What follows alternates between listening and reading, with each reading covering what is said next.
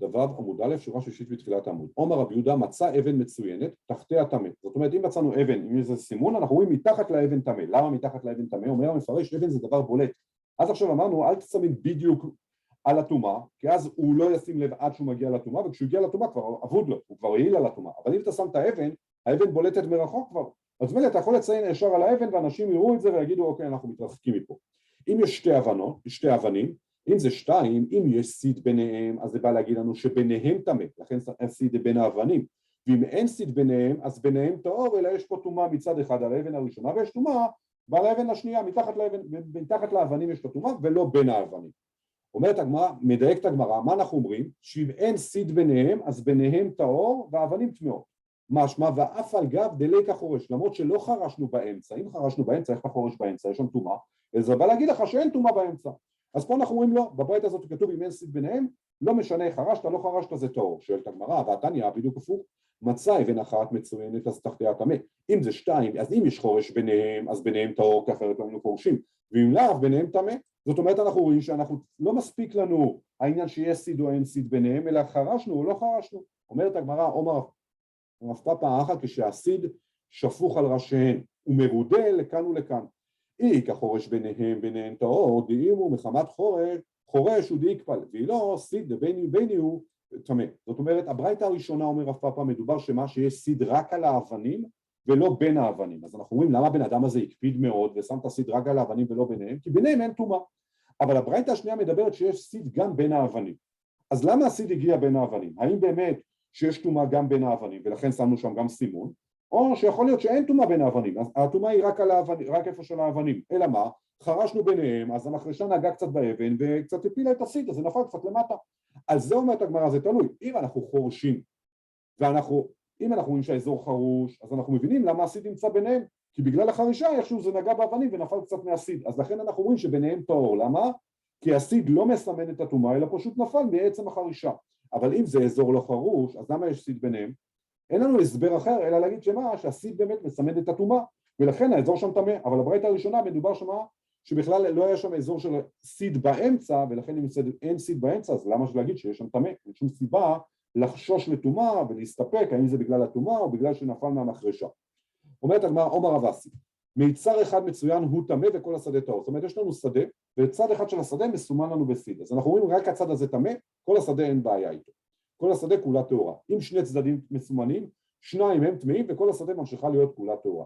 אם שלושה צדדים מסומנים, שלושה הם טמאים וכל השדה כולה טהורה. אבל אם ארבעה, כל הגבולות של השדה מסומנים, אז הם טהורים בכל השדה כולה טמאה. למה? דאמר מרחיקים ציון ממקום הטומאה שלא להפסיד את ארץ ישראל.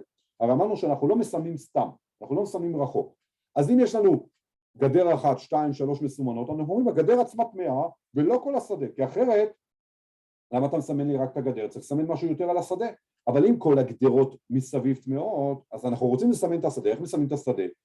מראים שכל השדה טמאה, אז בזה שגידרנו את הכל, סימנו בסיד את כל השדה, זה בא להגיד משהו על השדה, זה לא בא להגיד משהו על הגדר, ולכן הגדרות טהורות במקרה הזה שכל הארבע מסומנות, והשדה עצמה כמובן טמאה.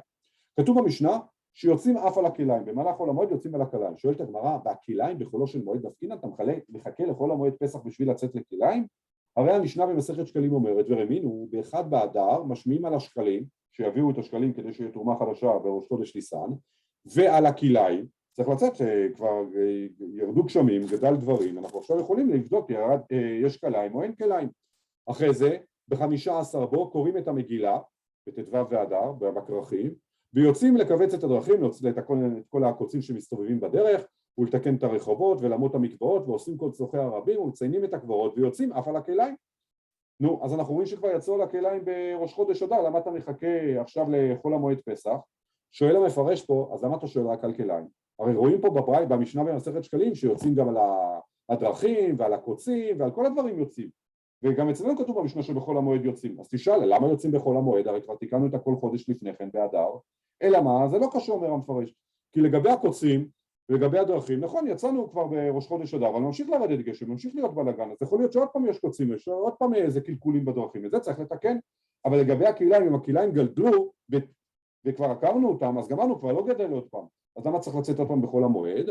אומרת הגמרא, רב אלעזר ורבי יוסי בר חנינא, חד אמר כאן בבחיר, כאן באפיל, יש את האלה שצמוחים מהר, אז זה כבר יצאנו מה בראש חודש אדר, כי ראינו אותם שגדלו כליים, אבל יש כאלה צמחים שגדלים יותר לאט, אז את זה אנחנו יוצאים בחול המועד, אם עוד לא ראינו אותם בט"ו באדר, אז זה אנחנו יוצאים חודש אחרי זה.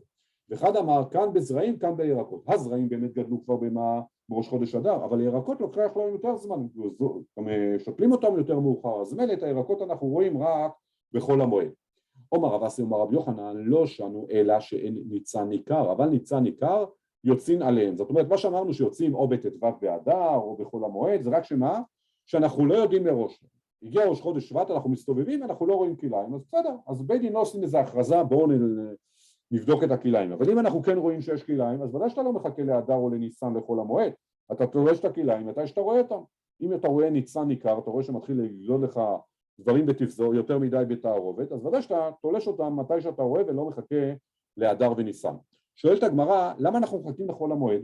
מה ישנו בחולו של מועד דנפקינן? למה שלא יצאו באלף ניסן, בבית ניסן? למה אתה מחכה דווקא לחול המועד פסח? אומר רבי יעקב, אומר רבי יוחנן, משום שכר פעולה דמוזליק גבדה, היות ובחול המועד רוב האנשים הרי לא עובדים, מותר רק מלאכת דבר העבד, אז מילא יש לנו עכשיו אפשר לזכור אנשים מאוד בזול, אז מילא אנחנו רוצים בחול המועד כדי מה לא לשלם הרבה כסף. אומרת הגמרא מתוך זה משמע, אומר רב זידי, תמר המנשר שיהיה, שמע מינה, כי יאבינו לשכר מתרומת הלשכה יאבינה לו, דיס על כדאתך מדידו יאבינה לו, מיינה להפקנה מיניו, כל כמה דבאו ליתן לו. אומרת הגמרא, אם זה היה מי משלם את השכר הזה של האנשים שיוצאים בחול המועד ועובדים את כל העבודות. אם נגיד שמשלמים מתרומת הלשכה, הקדש משלם, אז אנחנו רוצים לחסוך להקדש ולכן אנחנו יוצאים בחול המועד שיש לנו שכר עבודה, אנחנו יכולים לזכור אנשים בזול. אבל אם זה שתפסנו אותו בתוך השדה שלו שיש כליים, הוא צריך לשלם, אז מבחינתי שישלם, לא משנה מתי מצאנו את זה. אם עולה ביוקר עכשיו לשלם לאנשים, שישלם, שהוא יפסיד. אלא מזה שאנחנו יוצאים בחול המועד, בוכח שמה, שזה הכל הולך מהקופה של הקדש, מתרומת הלשכה, ולכן אנחנו מנסים לחסוך בהוצאות ויוצאים בחול המועד.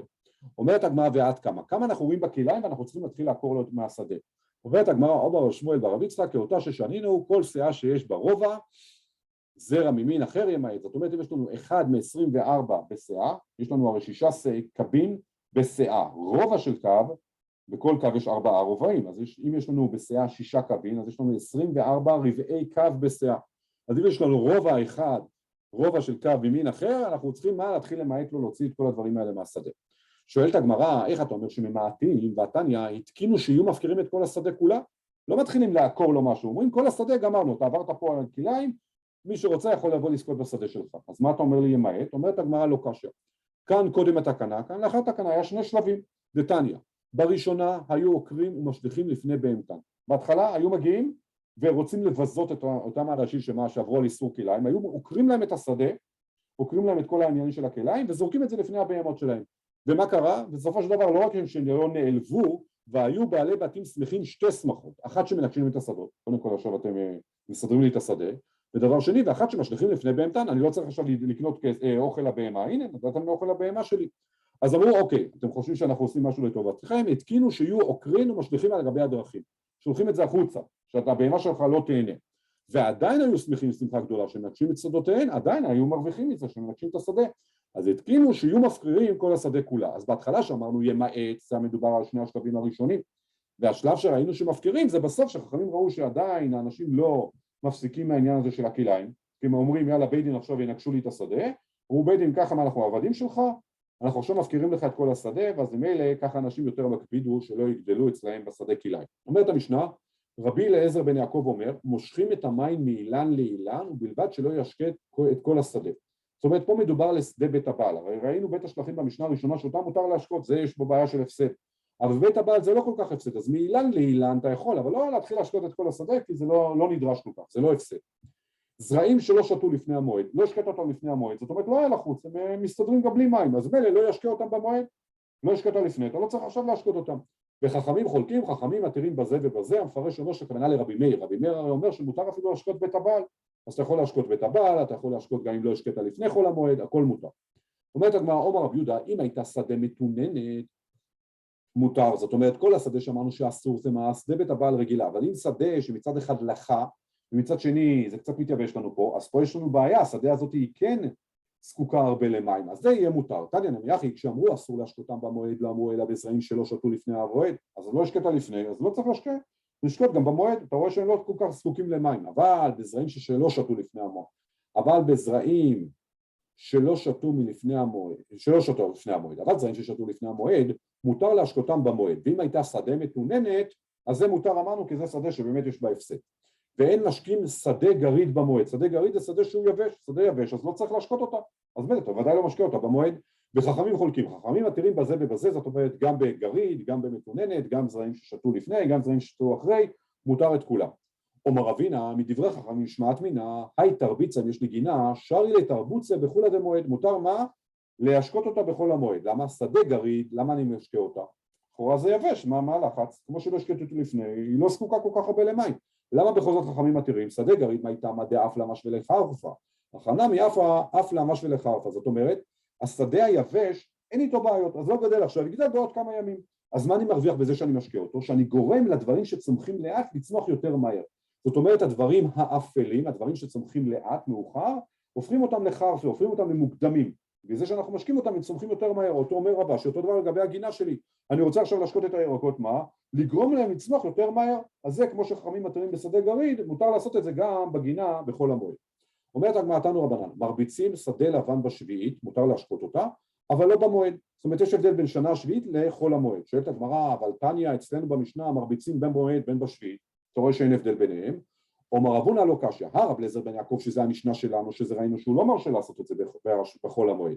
הרבנן, תניא לאידך, מרביצים שדה לבן ערב שביעית, כדי שיצאו ירקות בשביעית, ולא עוד, שמרביצים שדה לבן אפילו בשביעית עצמה, כדי שיצאו ירקות למוצאי שביעית. זאת אומרת, שיטת חכמים אומרים, אני יכול להשקות בשנה השישית בשביל שיצאו בשביעית, כי בסופו של דבר השקעתי בשישית.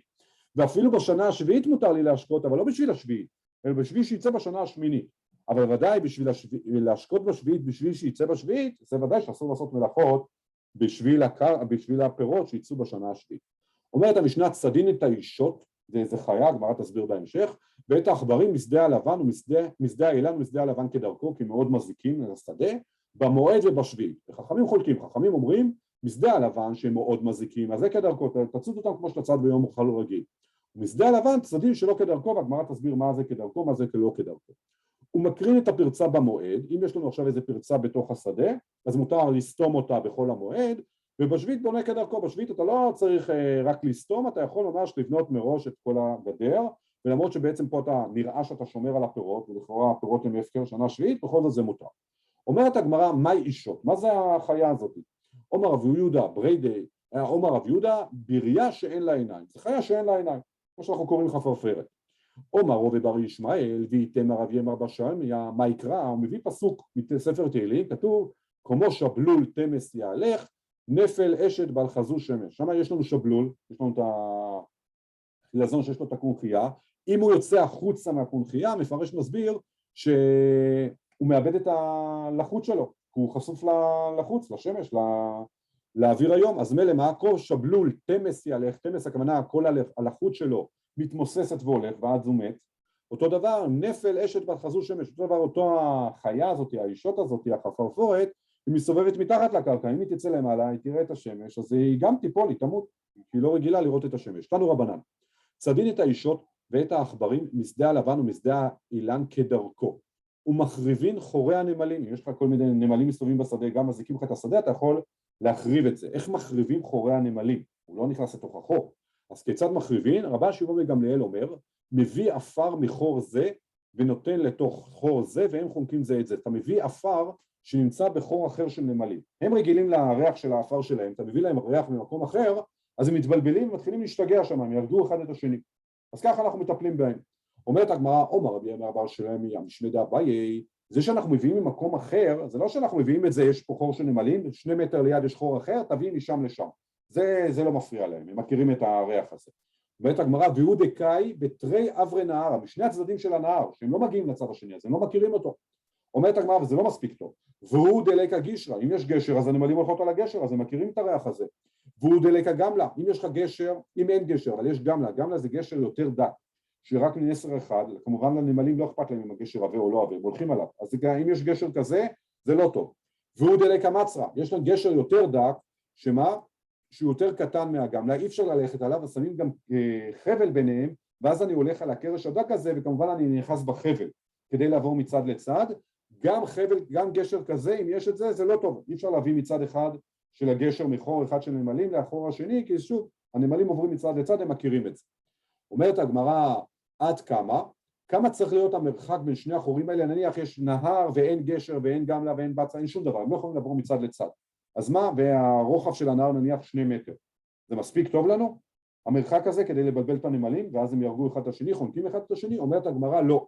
עד פרסה, מינימום של מרחק פרסה בין שני החורים, וכמובן גם שלא יגיעו מצד אחד לצד השני, דרך הקשרים האלה, לא משנה כמה הם גדולים, עבים או דקים, צריך להיות מינימום פרסה כדי שהריח הזה באמת יטשטש אותם והם יפגעו אחד בשני, ואז ממילא ככה אתה מחריב את חורי הנמלים שנמצאים בשדה.